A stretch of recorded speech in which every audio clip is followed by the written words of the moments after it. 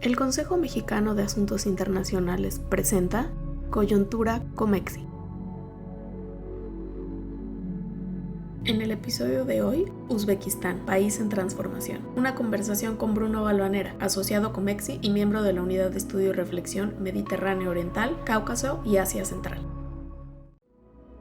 ¿Cuál es el contexto histórico en el que Uzbekistán ha iniciado su proceso de reforma y modernización y cómo busca alcanzar su meta de ser un país de ingreso medio para 2030? Voy a hablar primero de quién es Uzbekistán para ponerlo un poco en el contexto de la zona. Uzbekistán es el tercer país más grande de la ex Unión Soviética. Por supuesto, el primero más importante es Rusia, el segundo es Ucrania y el tercero es Uzbekistán, casi con la misma población. En Ucrania hay 45 millones de habitantes y en Uzbekistán casi son 36 millones. Es un país el más grande de Asia Central en superficie y su tamaño es más o menos entre Francia y Alemania, para que nos demos cuenta del tamaño del país. Es un país que tiene altos recursos naturales, en particular oro, tiene también algo de carbón, tiene gas, tiene petróleo, tiene plata y tiene mucho algodón también. En términos de oro, es el onceavo exportador del mundo, con más o menos 7.000 millones de dólares de exportaciones anuales de oro. Es un país rico, es un país importante. A pesar de ser un país rico, pues es un país en donde realmente el proceso de transformación inició a raíz de la muerte del presidente Karimov.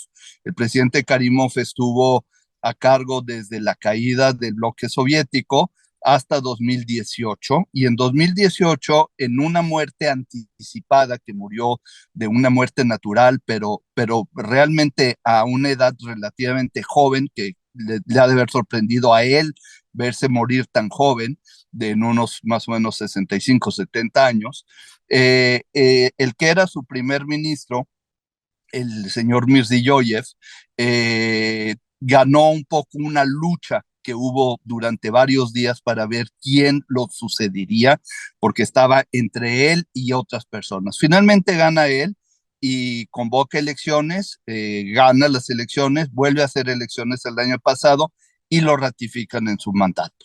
Lo que es muy importante es que durante el periodo de Karimov, que duró 18 años, era un régimen muy fuerte. Era un régimen cerrado, era un régimen en donde prácticamente no había propiedad privada y no había libertades individuales. De hecho, es un país que se criticaba mucho en términos de derechos humanos y es un país en donde pues prácticamente era extremadamente burocrático. El 90%, 95% de la economía estaba en manos del Estado.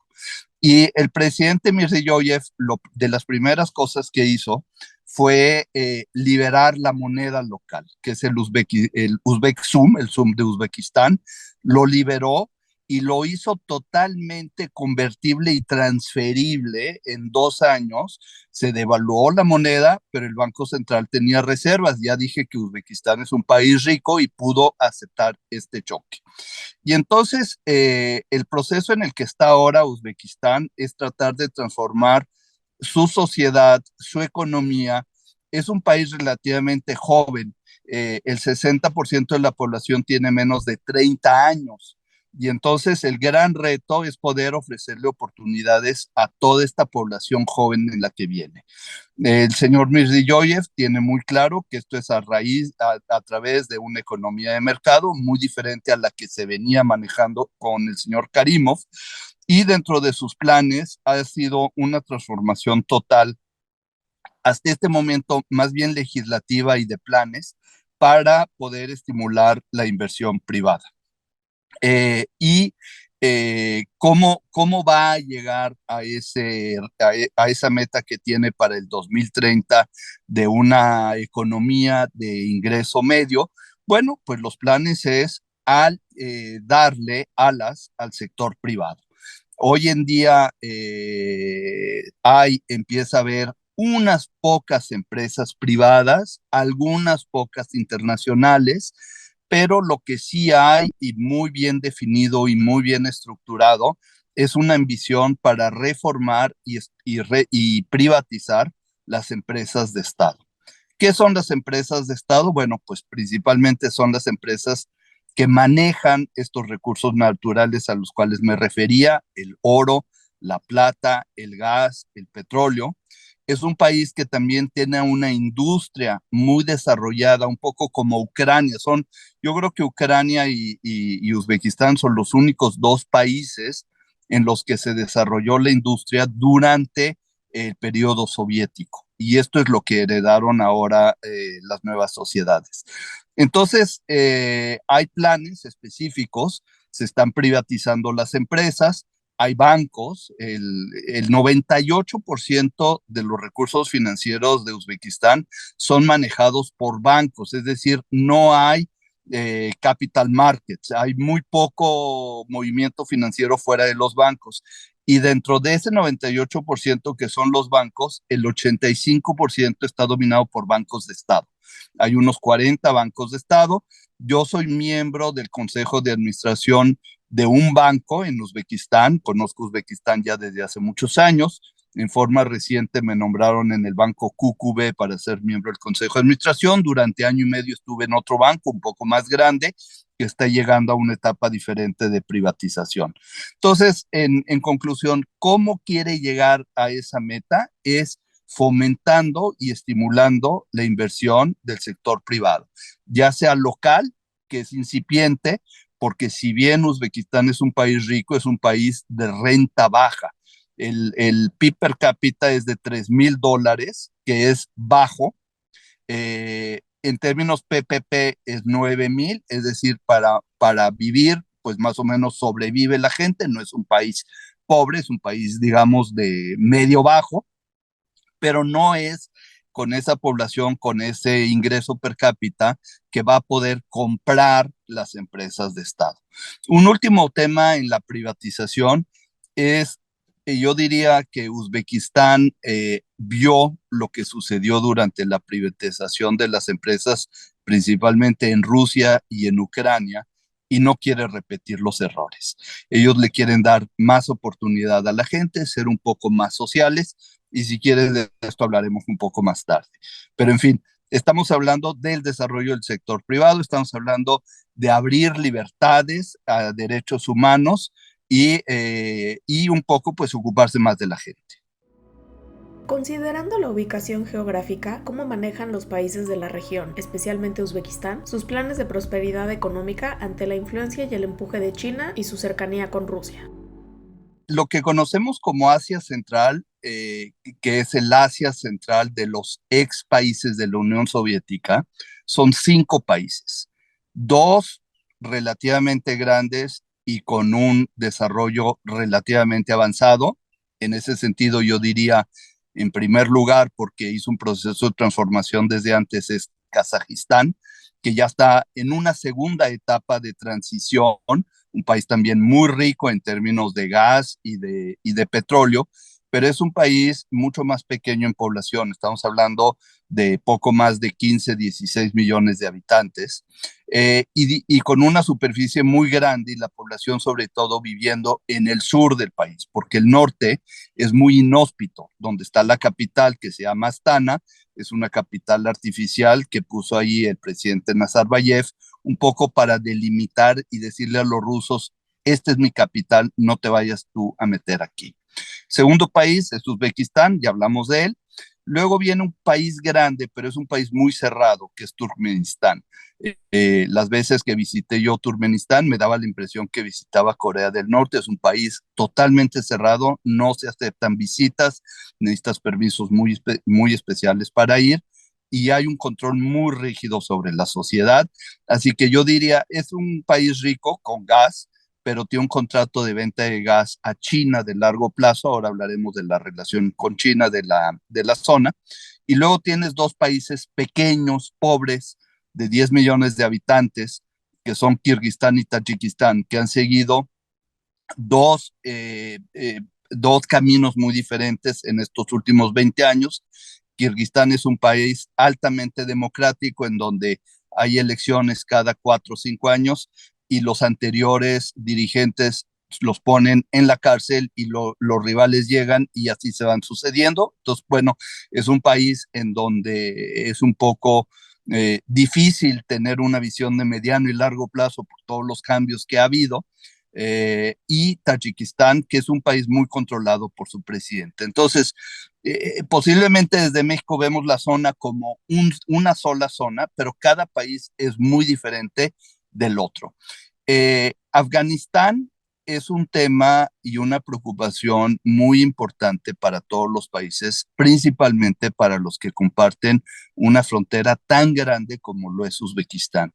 Y sí, para Uzbekistán, Afganistán siempre ha sido un tema de preocupación, incluso durante este proceso que vivimos recientemente de una mini revolución, cuando los talibanes volvieron a tomar poder.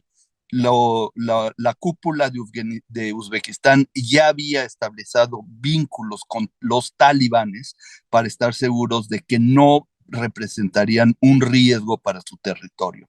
De hecho, yo te diría que para Estados Unidos, Uzbekistán tiene una ubicación estratégica porque es como una contención contra lo que está pasando en Afganistán, tanto del punto de vista terrorista como del punto de vista de narcotráfico. Entonces, eso lo entiende muy bien Uzbekistán, lo maneja muy bien. Te comentaría también, y regresando al tema de Rusia y el bloque de la Unión Soviética, que hay dos asociaciones en la zona que son muy importantes y que de alguna forma las voy a poner en el contexto de lo que ha sucedido en Europa para que nos podamos entender mejor, sin que necesariamente sea una réplica idéntica. Así como en Europa está la Unión Europea, existe la Unión Euroasiática Económica, que está integrada por Rusia principalmente, Bielorrusia segundo, tercero Kazajstán, y luego cuarto sería Kirguistán y quinto Armenia. Son 5 países, uno muy grande y los demás pequeños, el que domina es Rusia. Y de alguna forma es una unión digamos, de free trade, es decir, de importación y exportación libre entre sus territorios, de movilidad y de empleo y de movilidad de capitales, que es muy importante.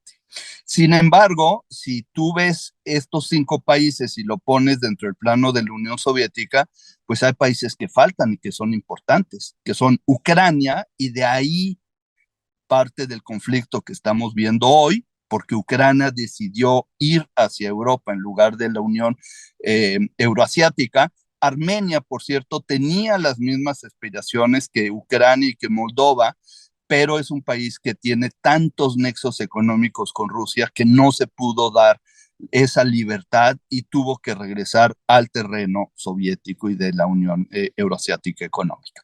Y el otro gran país es Uzbekistán. Así que este es un grupo de países. El otro país es este grupo de seguridad de la zona, que lo voy a poner como la OTAN de ellos, en donde están estos países más Tayikistán, en donde, si recuerdas, cuando hubo este mini golpe de Estado en Kazajstán el 5 de enero, mandaron tropas para proteger a Kazajstán. ¿Por qué? Porque bajo ese paraguas, digamos, el ataque a un país es como un ataque a todos, un poco el mismo lema de la OTAN, y el presidente Tokayev dijo que lo estaban atacando intereses de otros países, que no creo que haya sido del todo cierto, pero eso se utilizó como base para que fueran tropas rusas a liberar. Bueno, entonces, bajo esta arquitectura que es un poco, como dije, erróneo, pero de alguna forma fácil de entender, que se asemeja a la de Europa, vemos cómo Rusia ha dominado estos países. Sin embargo, cada uno de estos países tiene dos socios económicos principales. Uno es Rusia y el otro es China.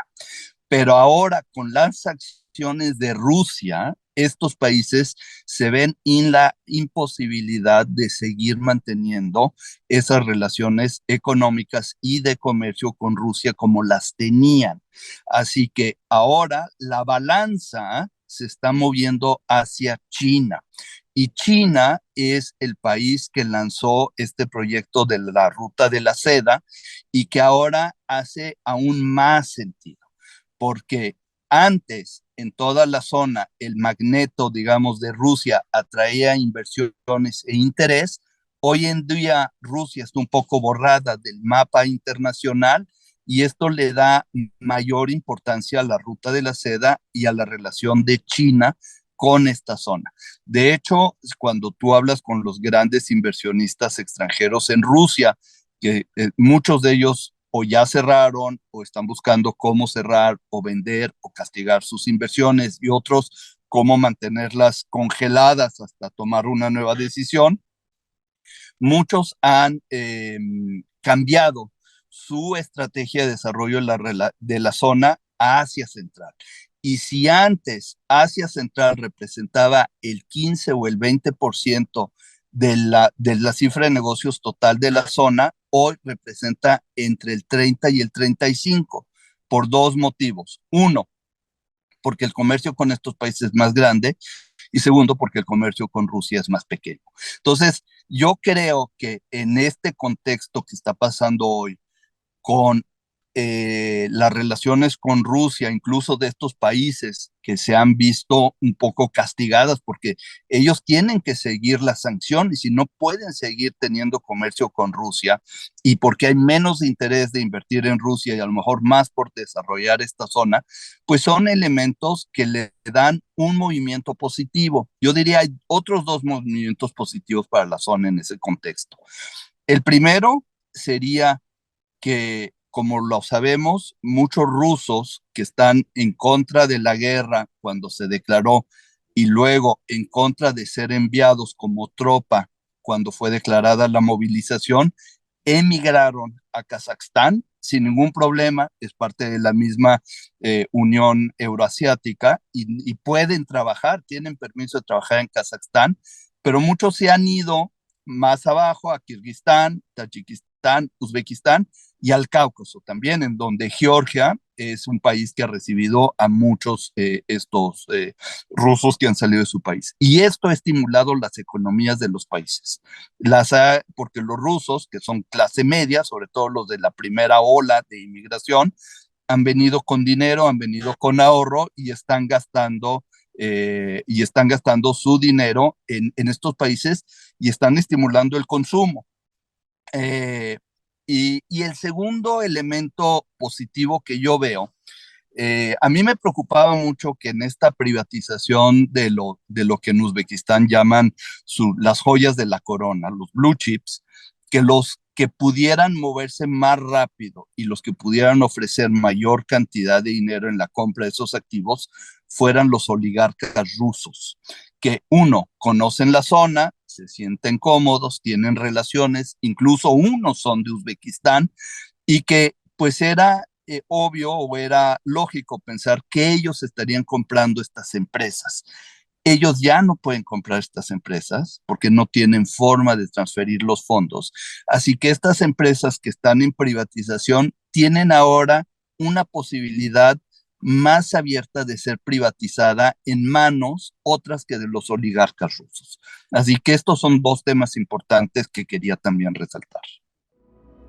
En este contexto, ¿qué es y qué persigue el Foro Económico de Uzbekistán? ¿Cómo contribuye a sus metas nacionales? ¿Y qué nuevos actores llegan a la mesa frente a la imposibilidad de seguir aceptando capitales rusos?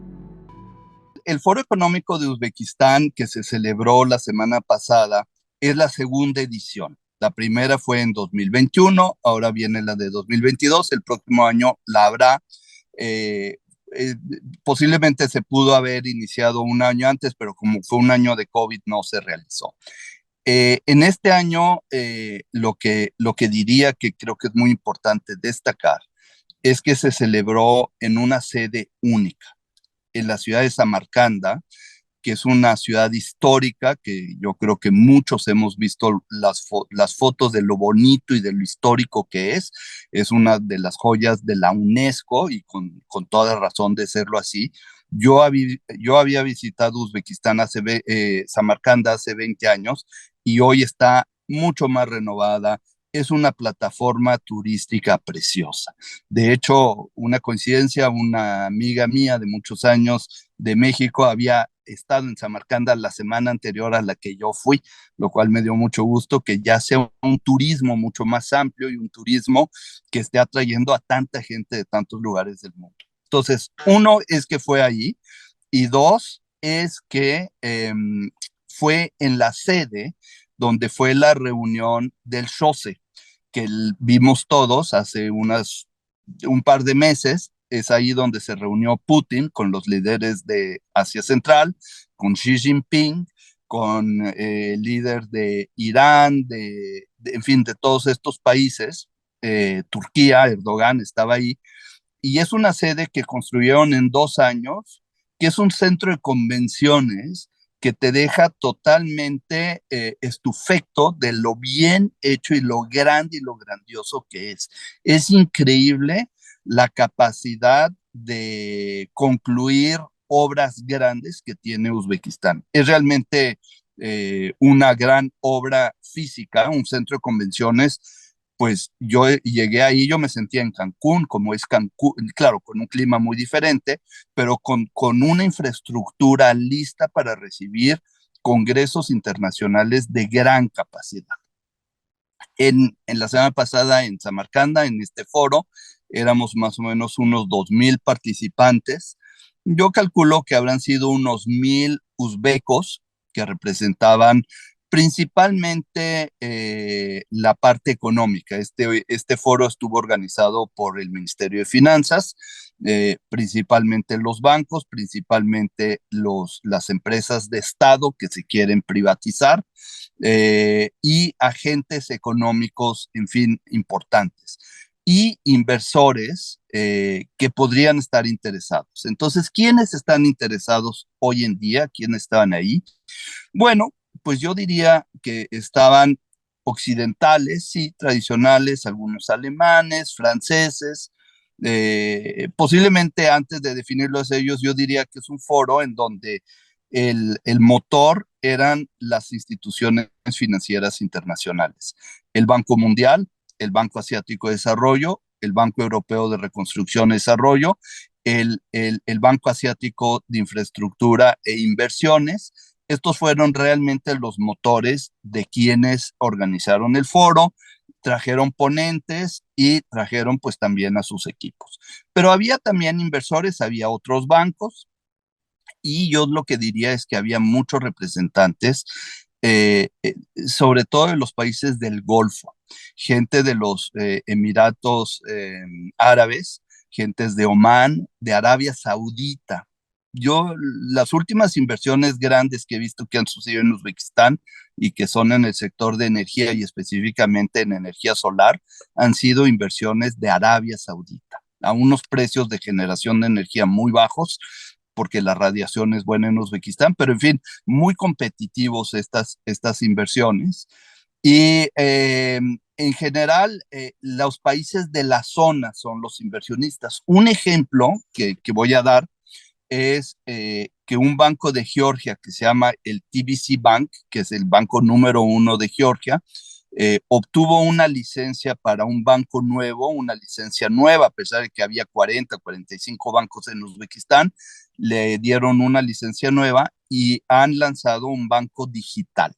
Este banco digital, en 2 años de operación, tiene ya 2 millones de usuarios y está empezando a ser un jugador importante con una participación de mercado muy importante. Y ellos vinieron muchos representantes TBC, además tuvieron el Día de los Mercados de Capitales que desarrollan cada año. El TBC Bank está cotizado en Londres, es decir, que indirectamente era una empresa que está cotizada en el London Stock Exchange que invirtió en Uzbekistán. El foro,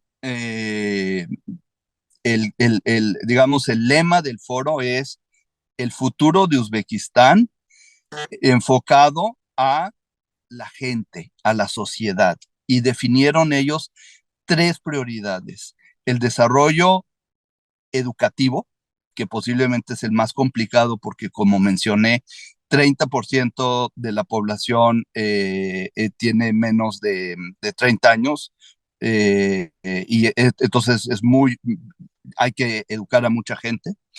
Dos, la parte de salud, que también necesitan invertir en salud y demás. Y tres es infraestructura. Entonces, todos estos son los elementos en donde se estuvieron focalizando. Eh, Hubo varias presentaciones de las diferentes empresas que están en privatización. Posiblemente la primera que va a tener una colocación pública es una empresa que se creó junto con Chevrolet, con General Motors, que fabrica autos, que fabrica más o menos 500,000 autos al año, que ya es una fabricación, pues yo diría de un volumen interesante. Tiene el 80% del mercado nacional, pero exporta también, exportaba a Rusia, ya no exporta a Rusia, tiene el 25, el 30% del mercado de Kazajstán y exporta también a ciertos países del Golfo. Esta empresa hizo una presentación, yo creo que es la primera que va a tener una colocación privada en la Bolsa de Valores de Tashkent, que tiene un director nuevo georgiano. Yo diría los uzbecos están aprendiendo mucho de la experiencia de Georgia, que finalmente Georgia es uno de los países más desarrollados de la zona, y que ya están a punto de hacer una colocación de un 5% del capital. Están en el momento de que están haciendo evaluaciones, la van a colocar más o menos a un múltiplo de 6 veces el EBITDA, que es un múltiplo que está bien para la industria automotriz, posiblemente un poco caro para la zona, pero en una empresa que, a diferencia de las empresas automotrices desarrolladas, que tienen un mercado que se está disminuyendo y contrayendo, porque hoy en día menos gente compra autos. En esa zona es al revés, más y más gente compra autos porque están desarrollando, están en una clase baja, clase media, y además pues las distancias son grandes y están yéndose a otros mercados. Estaba también el sector bancario. Por disposición presidencial, todos los bancos a privatizar tuvieron que nombrar representantes en los consejos de administración internacionales, como lo soy yo, y hay 7 u 8 bancos en donde al menos la mitad menos uno, o en algunos casos la mitad más uno, son personas con un perfil similar al mío, es decir, internacionales, con experiencia en banca, en la zona, y que están tratando digamos, mejorar la transparencia corporativa de los bancos, las prácticas, la información, en fin, un proceso en donde están queriendo poner mejor las empresas a privatizar, con una estrategia en donde no quieren que las empresas se los lleven unos oligarcas a precios muy bajos, como fue el caso de Rusia, y, y quieren más bien privatizar con empresas en donde a mediano y largo plazo se va a generar e incrementar la productividad y el valor de estas empresas y el servicio a la población. Entonces, de alguna forma en Uzbekistán han aprendido de los errores de los vecinos y están procurando no repetirlos. Y yo diría, un poco en conclusión, que la reforma de Uzbekistán es una reforma que a mí me parece realmente impresionante por lo profundo y lo rápido que quiere ser. Lo tienen bien estructurado, han ido trabajando y construyendo las diferentes piezas del rompecabezas, en donde han empezado con estrategias, luego con cambios legislativos, cambios constitucionales, y ahora pues lo están moviendo al nivel de las empresas. Una reforma muy importante que acaba de suceder en los últimos meses es que se acaba de aprobar la ley de bancarrota para individuos. Ya existía la de las empresas, se hizo un poco mejor la ley de bancarrota de empresas, pero ya también se les está dando la oportunidad a los individuos de poder tomar préstamos, ir a la bancarrota, reestructurar y seguir estando en la sociedad. Y en mi experiencia de muchos años en diferentes marcados, en diferentes países en desarrollo, pues ya una reforma a las leyes de bancarrota, pues ya es bastante adelantado, digamos, en este proceso. Entonces, en conclusión, yo diría bien estructurado, bien pensado, bien puesto un paso después del otro, pero es un país grande y es un país que no va a ser tan fácil reformarlo. Es un país en donde las estructuras medias de los bancos, de las empresas, de la sociedad, pues están un poco en contra del cambio, porque tienen intereses ya establecidos o porque pues simplemente como es la naturaleza humana están en contra del cambio y se requiere de una nueva generación que venga. Mi último comentario sería que por tantos años que Uzbekistán estuvo cerrado, los jóvenes del país, muchos de ellos, buscaron oportunidades de estudiar y trabajar en el extranjero. Y hoy en día, estos jóvenes que ya son, digamos, en una edad media de unos 35 a 50 años, ven una oportunidad en su país y están regresando a su país. Y yo creo que no hay mejor termómetro de confianza en el país que cuando sus nacionales regresan dejando la oportunidad que tuvieron en el extranjero. ¿Cómo aborda Uzbekistán la posible brecha entre sus planes y expectativas y la realidad económica del mundo pospandemia y bajo los efectos de la guerra en Ucrania? Las expectativas son muy altas y la realidad es que las reformas no han avanzado al ritmo que el gobierno o los que están observando desde afuera lo que está pasando habían tenido. Y entonces, bueno, pues las tienen que manejar de alguna forma. El presidente Mirziyoyev, él en lo personal es una persona muy inquieta, él tiene una formación técnica, él es un ingeniero, él no es un político, y a él le gusta resultados, y a él le gusta fijar metas, ver resultados, y si no hay resultados, cambiar a la gente. Y bueno, de alguna forma, el que haya habido en algún momento tantos cambios, pues tampoco fue conducivo a nada bueno, porque nuevos equipos tuvieron que entrar y retomar las riendas. Pero respecto al COVID, yo te diría que el único país de la zona y posiblemente uno de los únicos países en el mundo que no tuvo crecimiento negativo durante COVID fue Uzbekistán, porque están desarrollando el sector privado. Y de hecho, en este año en donde el crecimiento económico mundial es del 2 al 3%, Uzbekistán va a crecer al 6%, el año que viene va a crecer al 6% también, y todo esto es gracias a las reformas y el abrir esa participación al sector privado. Respecto a la guerra, y me tocó, bueno, estando en el Consejo de Administración de los bancos de Uzbekistán, tratar de definir qué va a pasar con la guerra. Yo creo que de alguna forma tuvo un efecto negativo menos acentuado de lo que hubiéramos pensado en general en el país. Temíamos que fuera a haber menos remesas y no ha habido menos remesas. Temíamos que muchos uzbecos que trabajan en Rusia regresarían a su país. No ha sido así, más bien han recibido a rusos con dinero que han desarrollado la economía. El comercio sí, ese sí está un poco más afectado por la zona, pero como dije antes, un efecto positivo es que los grandes capitales rusos, uno, ya no están disponibles y dos, no pueden llegar tan fácilmente a Uzbekistán.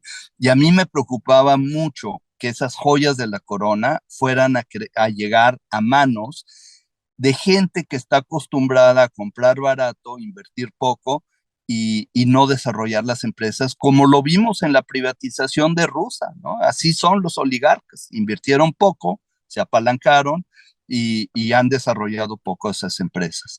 Entonces, en ese sentido, yo creo que hay cosas que nos han sorprendido para en lo grato respecto a la guerra de Ucrania, respecto al COVID, se desarrollaron bastante bien durante ese tiempo y ahora, bueno, pues se están ajustando a esta nueva realidad en donde están buscando otros inversionistas de otra zona.